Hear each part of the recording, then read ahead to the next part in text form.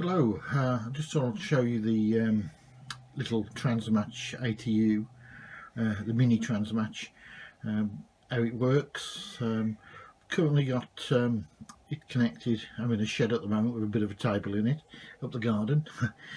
I have an inverted V for 20 metres on a, I think it's about 21 foot mast on the back of this shed, probably 60 degrees or so, 60-70 degrees on the V, not ideal, with the ends of the wires probably about 5 foot off the ground, and that's what I've used on a little beacon transmitter on 20 metres. I've got that now connected to the Transmatch, and I've got a little Alicraft KX2 connected as a transmitter. Currently on 80 metres, not going to be a good match on 80. As I say, it's a 20 metres inverted V.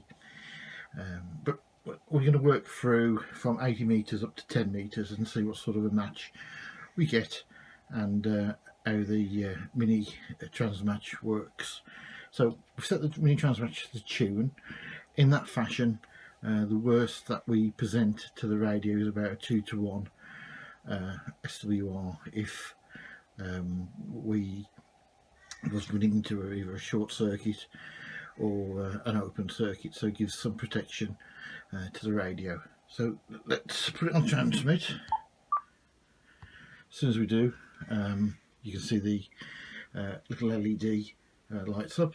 Don't worry about the SWR on there, that's not a true reflection of what's going on at the moment until we put it into the operate mode. So now we adjust the two controls, and I happen to know that that's about as low as it's going to go. You'll see the LEDs dipped, put into operate mode, and if you look on there you can see it's about 1.5 to 1 from if it goes up. So that's right at the end of the capabilities with this antenna. So I'll take that off transmit. I don't want to annoy everyone. So that's 80 metres, and it's struggling on 80, usable but struggling, and that's with, as I say, it's just a dipole inverted V for 20 metres. So I'll normally start with the controls at about 12 o'clock position, put it back into the tune, and we'll try 5 megs, and we'll transmit on that. LEDs on. We adjust for a minimum, ideally using 2 hands at the same time. Makes things much easier. You can see it's going down, and there we go. LED's gone off completely now. To see if we can make sure we're right on the null of it. It's close to it, so we'll see. And if you look, we're running 1.4 to 1. You can often find you can tweak it just a little bit if you want to try and wring every last ounce of it out, but to be truthful to you, the LED indicator, I'll turn it back off, is normally pretty close to on the mark. So we set the controls and go up to the next band. Okay, 40 metres. LEDs on.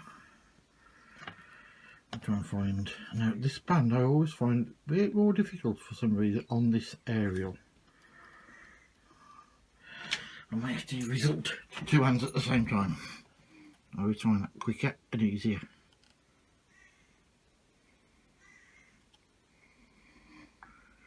I don't think, if you don't get it right to start with, have a good swing and see if there's a second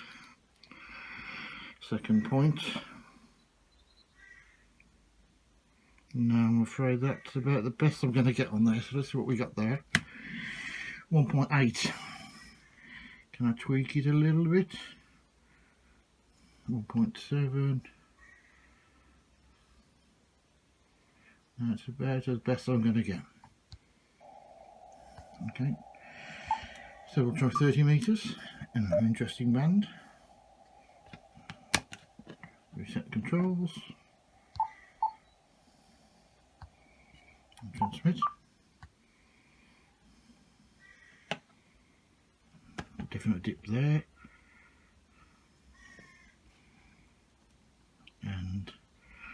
we're just about out at that point. 1.7, can we tweak it?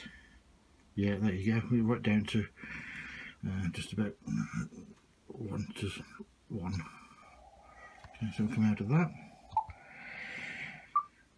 40 meters, sorry, 20 meters. Transmit. And look for the null.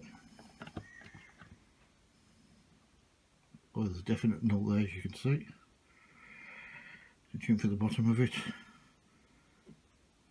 And there we are. And as you can see, 1 to 1. Expand.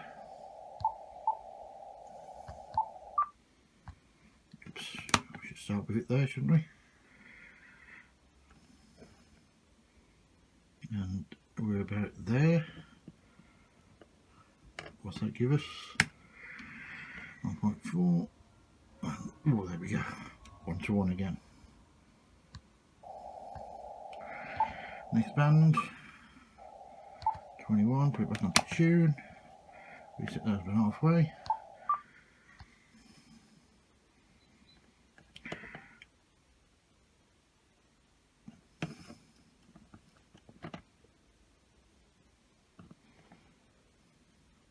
And there we are. That's a bit high, 1.7. Can we get it down a little bit?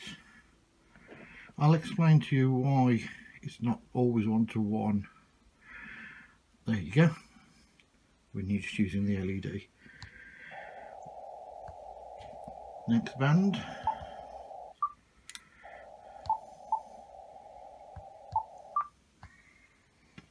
Should be up there.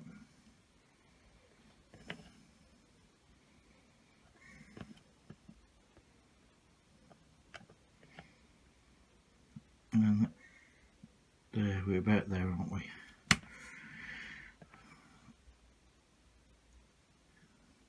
And a little bit of a tweak, and just touching the controls, rocking them either side. They do interact.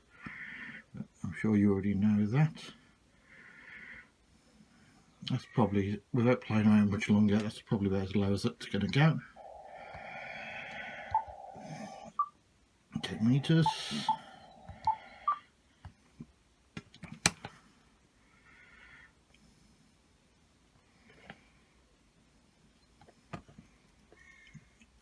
And that's probably about it.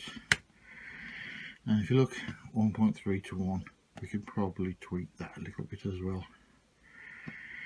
If we really, there we go, if we really worry about it.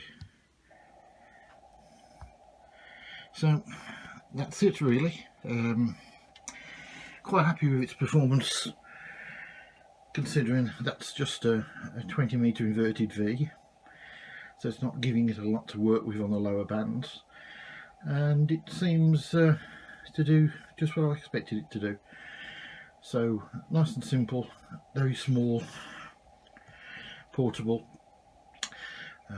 with an inbuilt SWR indicator. Now that indicator, because it's an LED, it needs a certain amount of voltage before it'll illuminate, and if you fall below that voltage, the LED goes out. So that means as you tune, once the SWR is relatively low, below 2 to 1, or say about 1.6, 1.7 to 1, there's insufficient voltage there to put the LED on. So when the LED goes out, you're down below 2 to 1, typically about 1.6 to 1.7 to 1 with the LED off.